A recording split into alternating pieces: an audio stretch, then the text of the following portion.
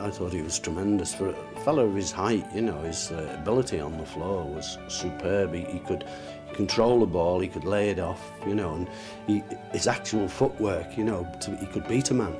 And of course his great strength, of course, was his heading. If Duncan's up for a game, you can't compete with him. He was 6'4", whatever he was, but he also leapt really well. So he was a real handful for any defender, and the worst thing you could do with Duncan was kick him early on in the game, and you know, we'd be right up for it then. I'm sure he was the bane of the Reds' lives on many occasions, but that was Duncan. You know, you put the ball in the right areas for him and he'd score goals, whether it was Scotland, Glasgow Rangers or Everton, and like I say, I think that Everton got the best out of him. But speaking to defenders who had played against him, and our defenders who had played against him, you're right in what you say. He could be a fearsome character to play against, and on his day, he was as good as anyone. I think everybody idolised him. You know, I think he was, you know, he made such an impact. He had everything you were looking for as a player. He was big, aggressive, unplayable in the air, and equally on the ground he was as good. He was awesome. You know, especially in his heyday. You couldn't live with him if Duncan was on form. No matter who you were, you couldn't live with him. And you know, fantastic header of the ball and a great leader of the line. I suppose it's the sort of effect that Eric Cantona had when he played for United, but Duncan Ferguson was just one of those people that your eyes were drawn to him when he was on a football field.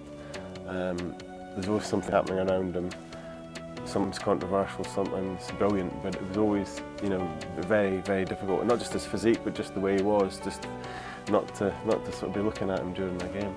He used to wear his heart on his sleeve. He'd go out and give his all in every game, and sometimes situations he just used to get a little bit frustrated at times, but that was Duncan.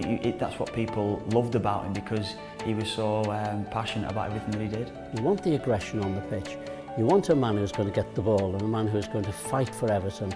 And I think what endears him to Evertonians, because he never gave up. He was always fighting for the ball, always there for Everton.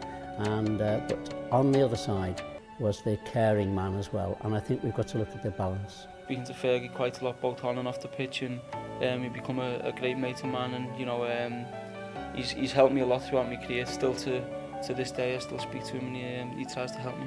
He wasn't a player who spoke to the press. He didn't feel comfortable speaking to the press, so there was that little bit of a enigma about him. You know, who is this Duncan Ferguson all about? And that just added to the status that he had at the football club. Great company, always had a story to tell.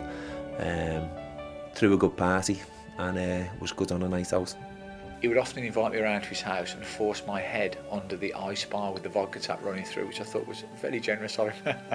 I was lucky enough to be invited on the you know, the rare occasion when Fergie did venture into town. I've been out a couple of times with him, and the way people treated him around the city was like they did look at him in awe, as you know, as it were, and people gave him the utmost respect, which obviously he commanded and deserved.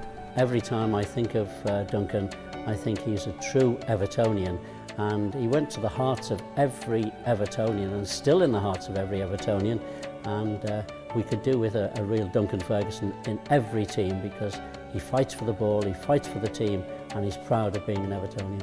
Day to day in training, his technique and the things that he showed me and showed other players showed what a true great player he was, but what a great person he was as well when he had to be around. Honestly, without doubt, one of the most gifted players that I ever worked with.